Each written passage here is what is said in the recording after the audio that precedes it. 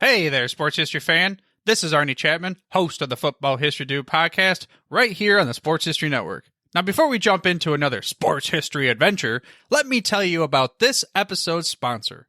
We partnered with Rochester Sports Autographs, the largest JSA authenticated autograph distributor in the United States, where you can get deals on over 30,000 autographed sports collectibles.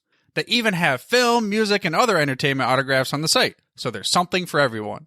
Perhaps you're looking for a gift for Mother's Day, or maybe Father's Day. Heck, who needs a holiday as an excuse to give a piece of sports history to your loved ones? Or how about yourself? Today seems like a great day to add to your sports cave, right? But how is RSA able to offer such great deals on JSA authentication, you ask? Well, they do this by making deals directly with athletes, so there are no extra markups, and they choose to pass these savings on to the customer. All orders from Rochester Sports Autographs are top quality and shipped to your door with top authentication and money-back guarantee.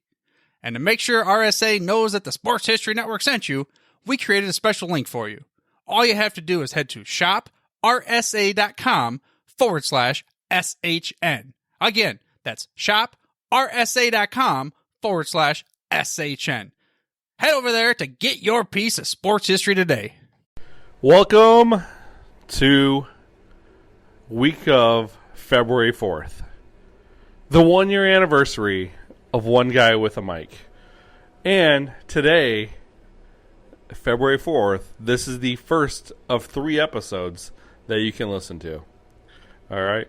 And with that, we're going to, do our NBA jerseys, get our best starting 5 from jerseys, guys that wore jersey number 1. All right, that's what our starting 5 is today. And we'll also do guys that wore number 2 as well. So we're going to knock out 2 numbers today. And I feel like the list for both, it's the guys that wore number 2, they're legend. They're Hall of Famers, okay? In fact, a couple of them are in the Hall of Fame. All right, there's one that will be in the Hall of Fame eventually. There's a guy that, had to retire early.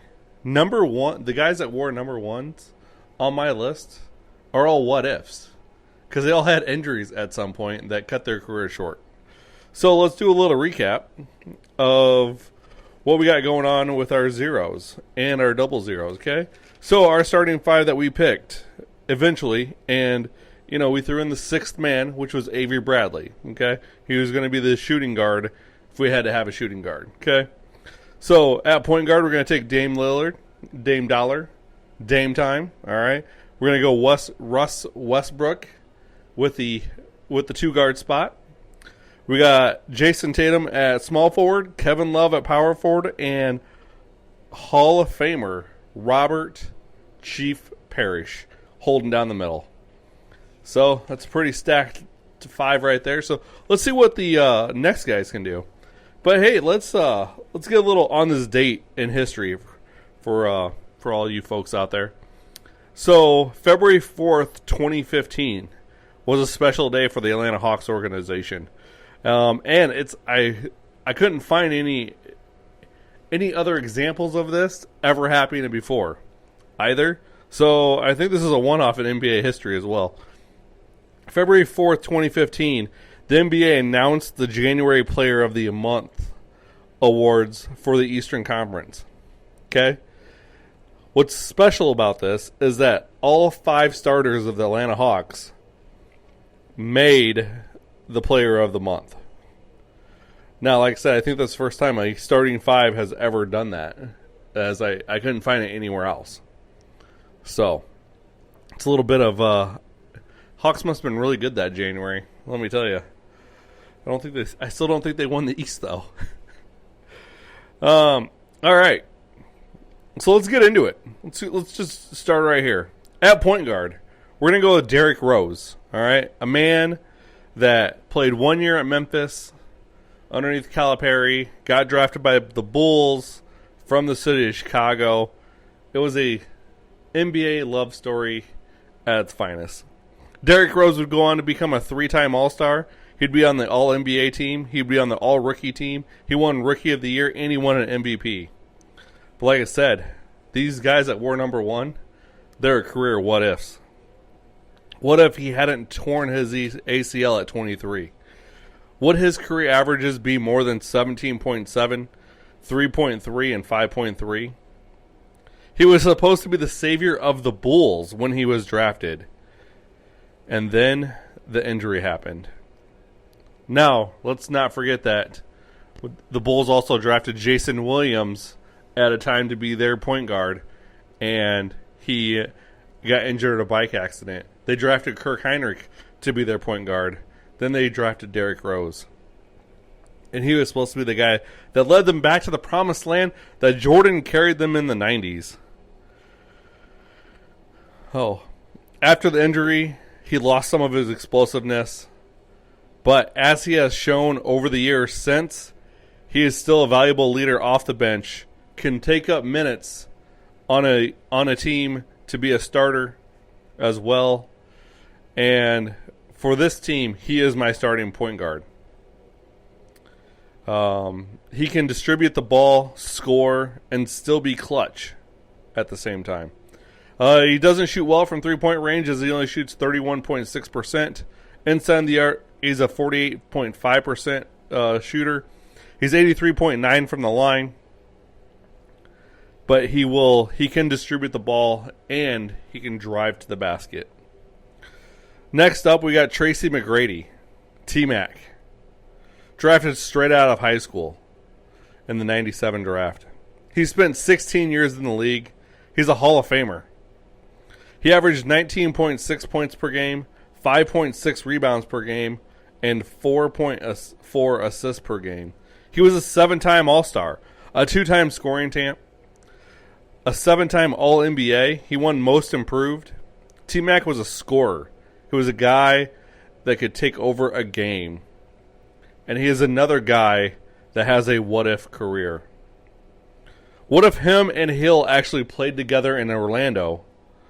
What if with the Rockets he hadn't started having injuries such as back issues, shoulder issues, knee issues with Yao Ming there? T-Mac was one of the best players in the early 2000s despite the injuries. And he was a leader.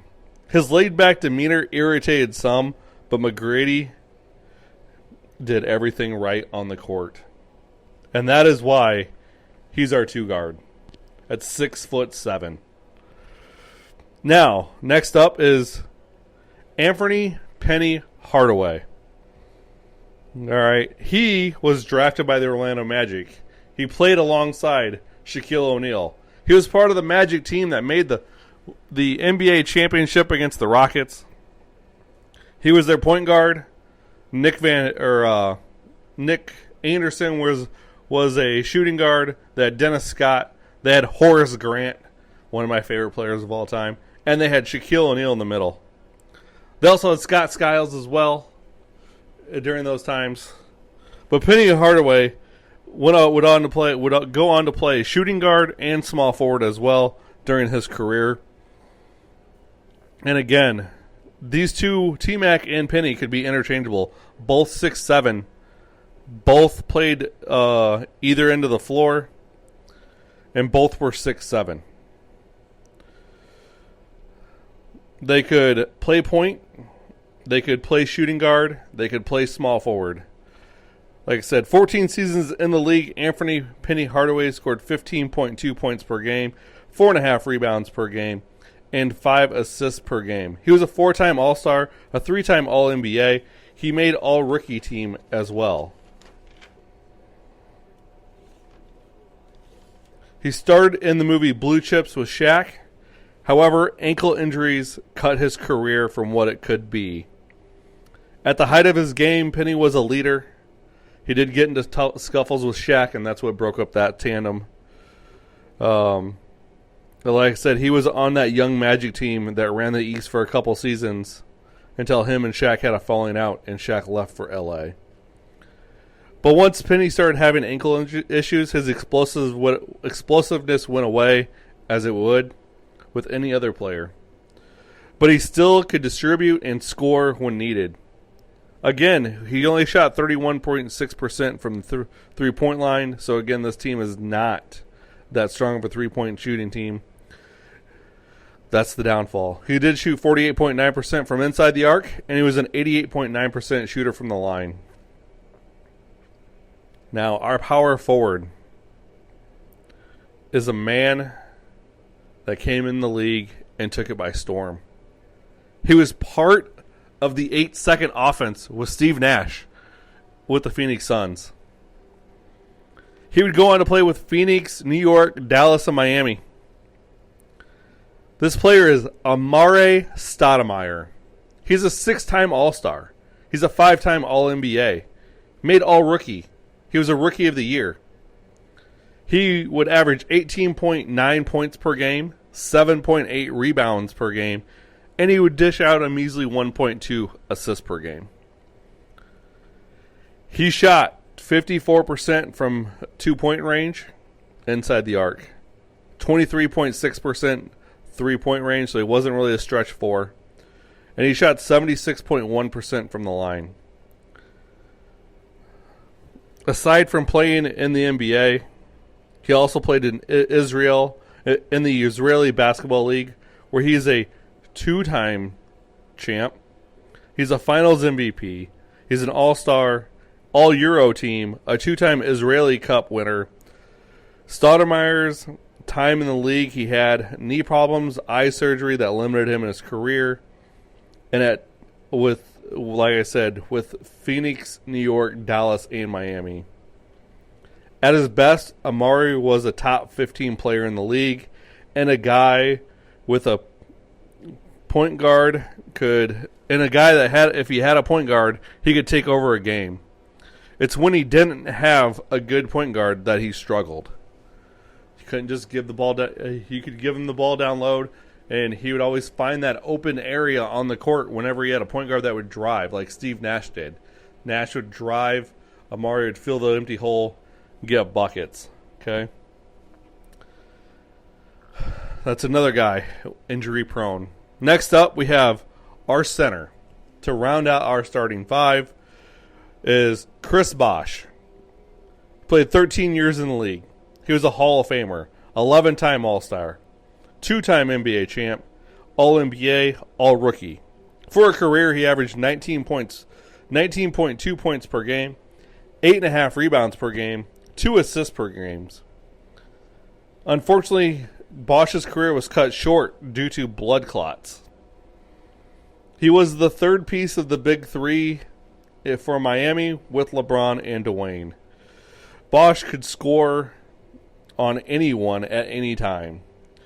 He shot 50.6% from the field, from 2-point range. He shot 33% from 3-point range, and he was a 79.9% shooter from the line. Bosch's scoring took a small hit when he played alongside LeBron and Dwayne, but he did help on the defensive end. He also averaged 32 minutes per game in his career and could find the open shooter when double teamed.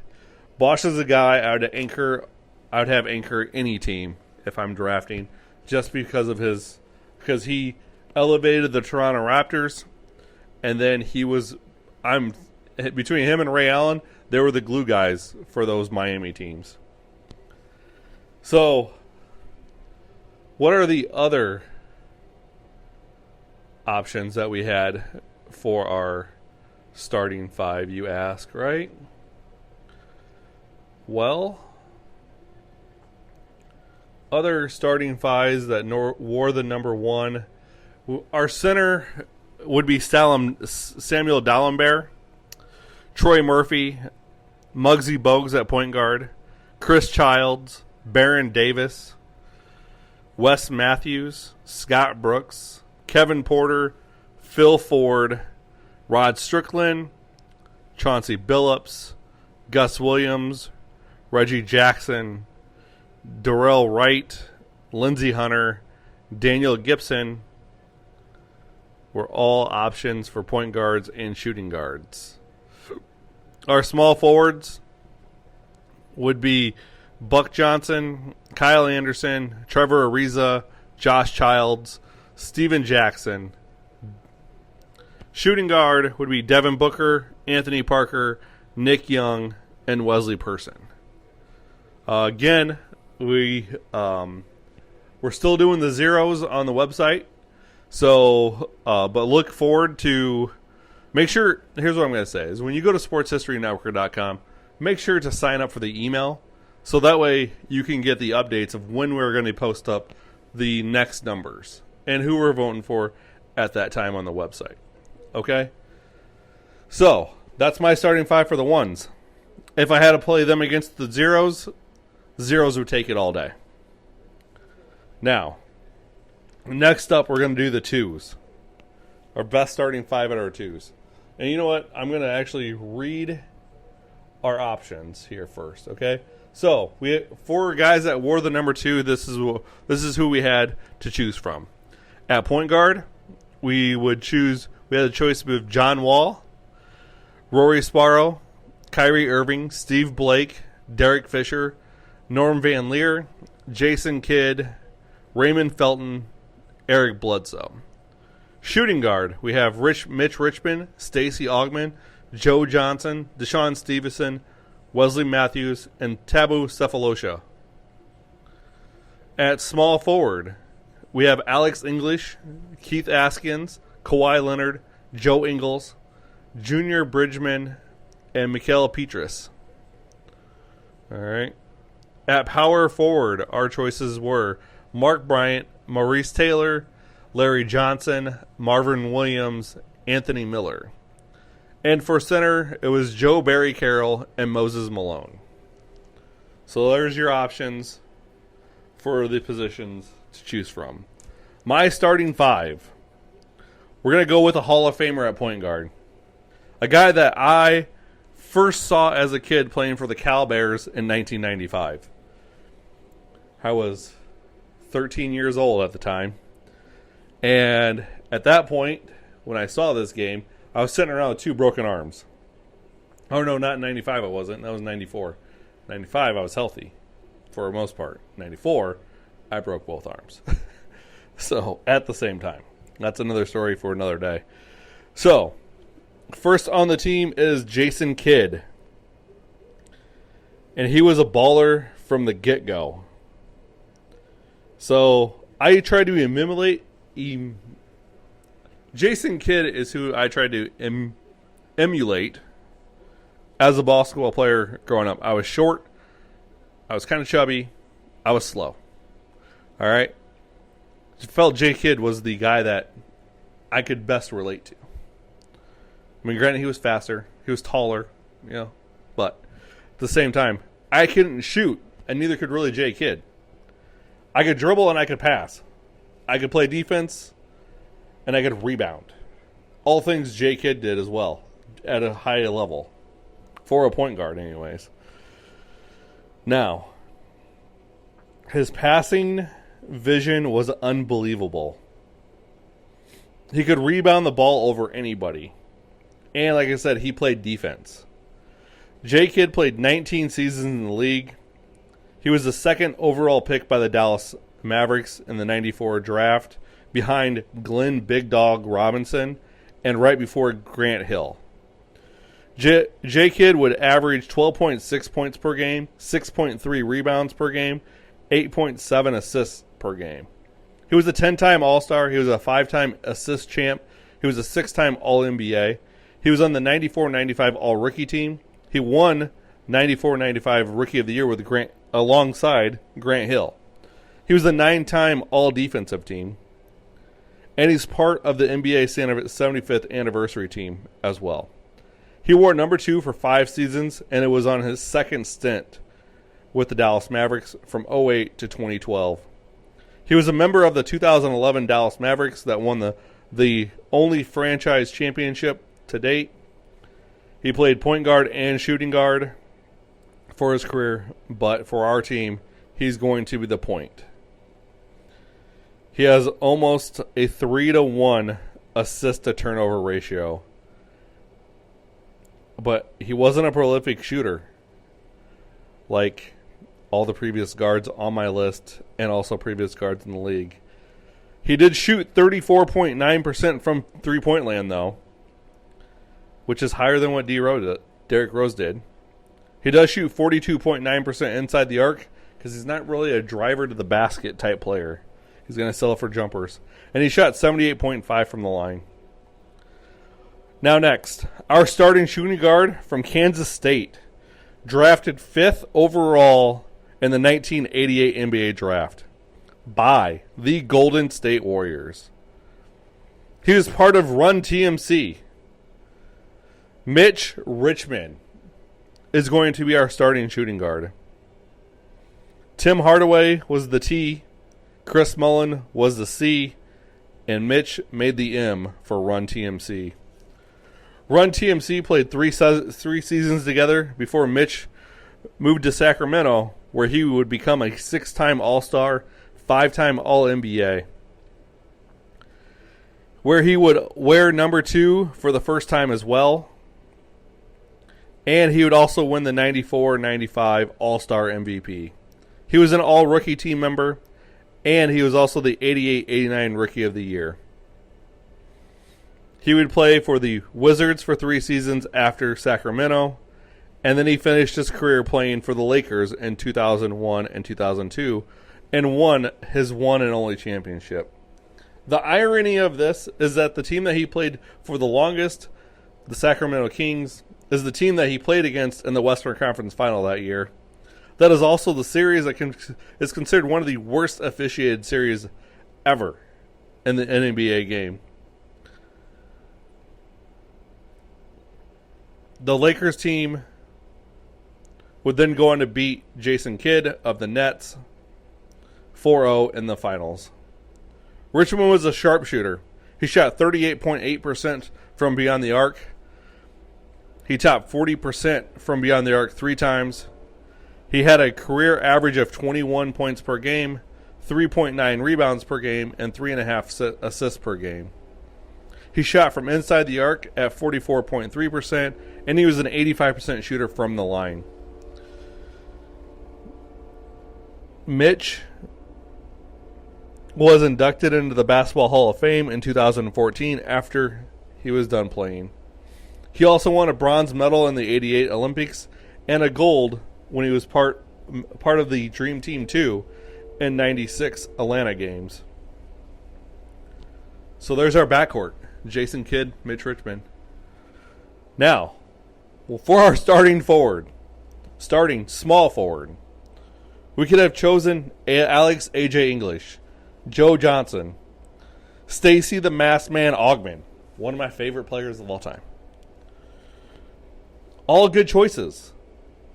But the makeup of this team that we need right now, we need that guy, the guy that can get us buckets, the guy that is cool as the other side of the pillow, a game changer, a guy that has won 2 NBA championships and 2 Finals MVPs. He has 2 Defensive Player of the Years. He's a 7-time All-Defensive Team member. He's a 5-time All-NBA. He was an All-Rookie team member. He's been a Steals champ. He's a 5-time All-Star. He's an All-Star Game MVP and a member of the 75th anniversary team. Our starting small forward is the guy they call the board man, the fun guy, the hand, the claw. Drafted out of San Diego State by the Indiana Pacers with the 15th overall pick in the 2011 draft, and then he was immediately traded to San Antonio for George Hill. It's none other than Kawhi Leonard. Leonard has been in the league for 11 seasons. And granted, he has never played 82 games in a season, either due to injury or due to rest or whatever. But he has a career average of 21.3 points per game, 6.2 rebounds per game, 3.9 assists per game. He shoots 49.4% from the field, which includes 38.3% from the 3 from beyond the arc and 53.7% inside the arc. He shoots 85.8% from the line. He has more steals than he does his own turnovers in his career. He put the 2019 Raptors on his back against the 76ers in the Eastern Conference semis and then went on to beat Giannis and the Bucks in the Eastern Conference Finals. And then he would go on and beat a Golden State team that had a healthy Steph Curry, healthy Klay Thompson, and a healthy Draymond Green. 4-2. He would leave the Raptors and then go play for my Clippers. He would go back home to L.A. or nearby because he's from San Diego. He'd go back home to nearby L.A. Join the Clippers, where he would take the Clippers to the Western Conference Finals for the first time in team history. And I know he didn't play in games in five or six against the Jazz. Thanks, Joe Ingles. That's why you're not on this list. For knocking him and then end up on an open layup. You just had to let him go. But no, you had to be Joe Ingles, and you had to give him a little nudge to the side, which then caused him to do a sidestep and then partially tear his ACL, which then knocked him out for the rest of the playoffs. But he was a major reason the team didn't win the Western Conference that year. Kawhi has proven that he is a future Hall of Famer. He has proven that he is a gamer, and he may be quiet, but he shows all of his actions on the floor. Now, we have power forward. And who are we going to choose for power forward out of this list? I mean, for power forward, we got Mark Bryant, Mo Taylor, Larry Johnson, Marvin Williams, Anthony Miller, right? Anthony Miller, big man. Anthony Miller. You know who we're going to choose? My favorite player of all time. He had to retire early due to back issues. He played for the Charlotte Hornets and the New York Knicks. Him, Greg Anthony, and Stacey Augmon are the reason why the UNLV basketball team is called the Runnin' Rebels. Because, realistically, UNLV is just the Rebels. The basketball team, the men's basketball team, is named the Running Rebels. Thanks to Jerry Tarkanian and these boys.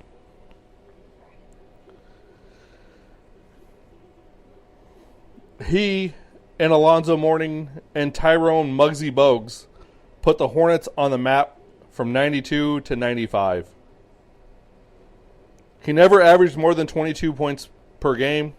I mean, he did average 22.1 in a season. He was a two-time All-Star. He was drafted first in the 91 draft ahead of Kenny Anderson and Dikembe Mutombo. Our power forward is none other than Larry Grandmama Johnson. He played 10 seasons in the league before having to retire. He would retire with averages of 16.2 points per game, 7.5 rebounds per game, and 3.3 assists per game. He retired in 2001. He played in one NBA Finals, happened to be the lockout-shortened season of 98-99 with the Knicks. But he did make the playoffs 7 out of his 10 seasons. He did shoot 33.2% from beyond the arc, and he became a stretch 4 before there really was such a position. The last 3 years of his career, he sat out mostly due to back problems.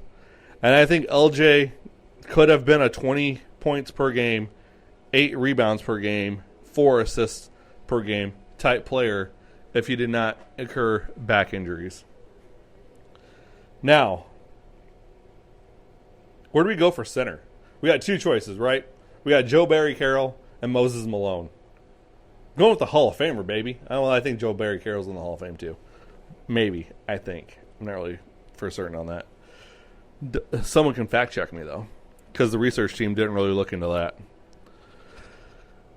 We're going with our center, the pioneer of the high school to the pro player, a player that started his career in the ABA in 74, and he would end his career in 94-95.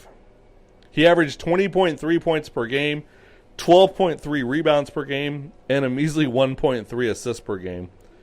He played all his years at center but one. His second year in the NBA, he played power forward. For his career, Moses Malone, a.k.a. chairman of the boards, was a 13-time All-Star, a 6-time rebounding champ, 8-time All-NBA, 2-team All-Defensive Team, a 3-time MVP. He was part of the 83 NBA championship team with the 76ers and Dr. J. He also won Finals MVP that year, and he is a member of the ABA All-Time Team and the 75th Anniversary Team as well. Moses Malone went from high school to the pros, the first guy to do it. Then you had the likes of Sean Kemp that would follow, Kobe Bryant, Kevin Garnett, Tracy McGrady, Kwame Brown would all then go on to do the same thing. Al Harrington, another guy that went from the high school to the pros.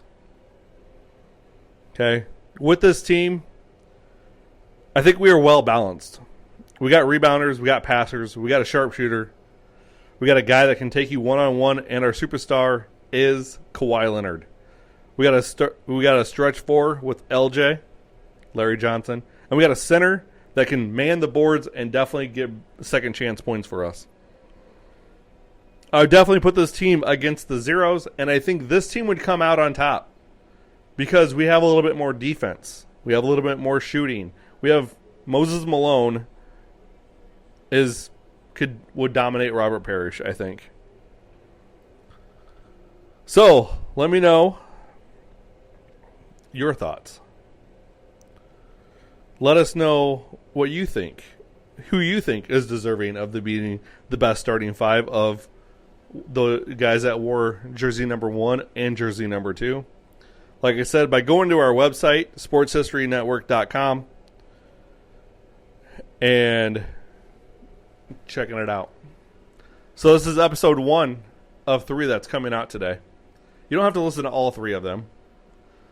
Maybe. Well, I mean, I'd like you to listen to all 3 of them. I shouldn't say you don't have to listen to them. Listen to all 3 of them. You just don't have to listen to them all one day because that's going to be a lot of me talking. That's like an hour and a half of me talking.